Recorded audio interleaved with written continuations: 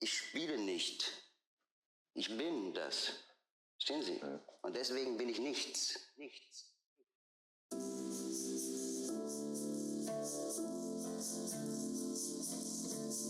How can I expect to live an authentic image if I'm not honest about it? Sure, it could be that something will change dramatically. Someone wanted me to say something about honesty. Honestly, what should I say you about this? Doesn't everyone have their own truth or live in it?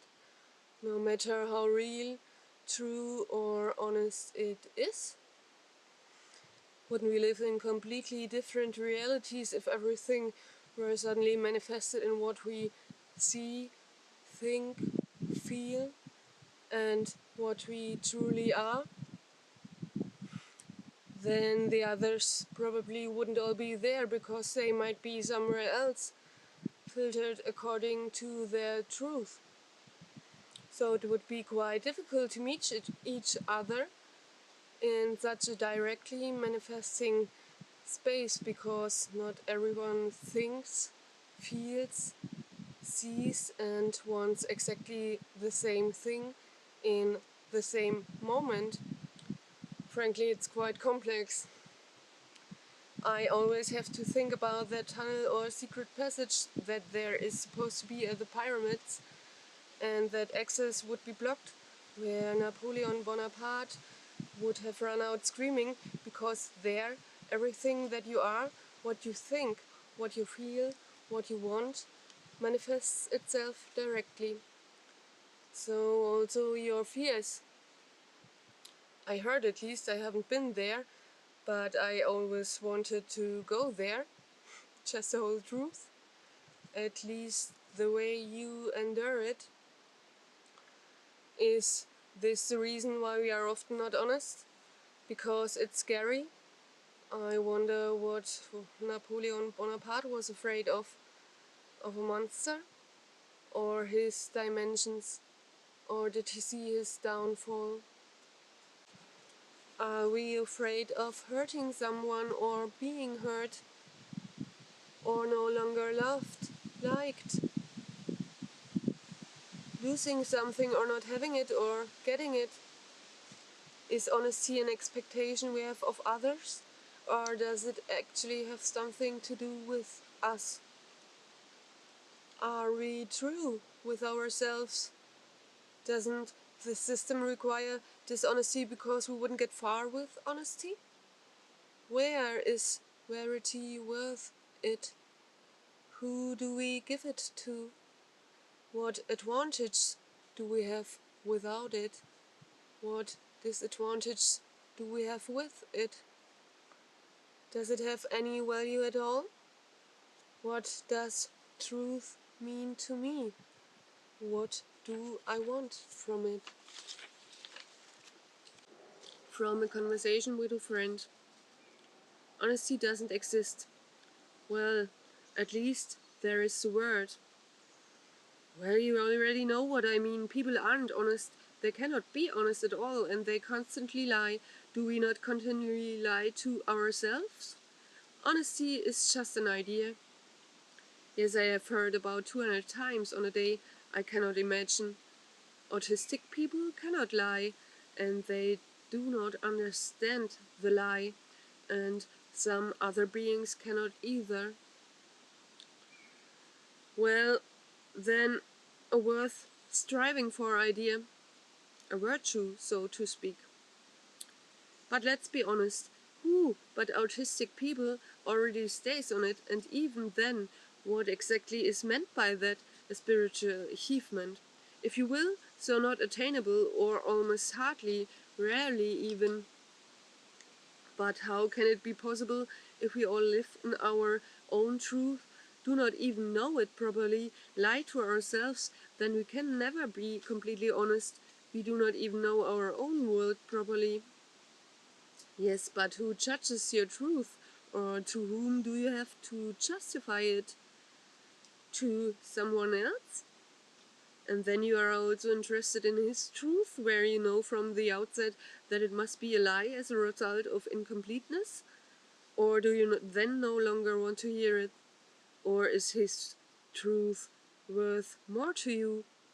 And the truths that you tell will never be the satisfactory truths that he wants to hear because they aren't existable at all? What you mean is authenticity. Yes, but who are you honest to if not to yourself? Being authentic, honest to yourself, possibly, yes, but authenticity is also only an approximation process. You have to get to know yourself for it. This is only done piece by piece, a worth striving state, so a spiritual virtue. But authenticity is probably difficult to invent it or to make up or think out. It is more likely to be felt. The feeling in my body, how it feels in certain situations, when I try to describe it in my head, I'm not in the body and can't feel it really. I was a thief myself for a long time. I became a thief at the age of 8, after which I banned my spirit guides from my life, or myself from them, and wandered deeper and deeper into the labyrinth of lies. I've seen a lot, but that's what the eyes see. A path rarely leads straight. There are often many junctions and detours, and sometimes we get lost. Honesty is something like a signpost that always leads us back to a possible path worth striving for, or to something like the freedom and peace of being able to love ourselves as we are. Following this guide needs courage. Truth means looking at yourself. Honesty isn't something I expect the world for me to show. Honest I am with myself alone. Only what I live can I create. If I want to be authentic and be able to live, it starts with being honest with myself. In order to get to know myself better and also recognize my truths, I should spend time with myself. If we seek the truth only on the outside, it is difficult for us to spend time with ourselves alone. We are always looking for contact with others. We have cut ourselves off from our own sense of body. Most of the time we cannot stand it and try to imagine it again and again. For this we need the feedback of others. The opposite of truth is the absence of it, so to speak, an ignorance, a knowledge leak or a blind spot, an unenlightenment, since we are always only a part of it or have it at our disposal. Creative processes help to find again and process feelings. If we have difficulty feeling, mediums, so mediators, can help us to express feelings. For example, writing, drawing, painting or other artistic activities, plastic design, producing music or videos, but also the work with animals or laying cards, commuting. Suitable mediators can be found individually and situationally. Everyone's search for self-knowledge is in their own way a search of dignity and truth. If I am brave and take the honest path, this is automatically shadow work or trauma work or karma clearing, which is basically all one and the same thing. So I have the opportunity to solve karma or heal trauma or becoming clear about my shadows through honesty, but not out of this attitude of expectation, rather automatically by the way. In fact, truth liberates the heart and ensures lightness of heart. Suppose one would weigh the heart. It really takes a lot of courage. When I started being honest again, I felt bad about my previous life as a thief. At some point I knew that I wouldn't be honest until I clarified my former lies and transgressions. For me, this was an important concern, especially when or as long these people still exist. Even though I have to experience a lot of things myself in order to learn them, I didn't want to have to try out this experience that someone shared with me.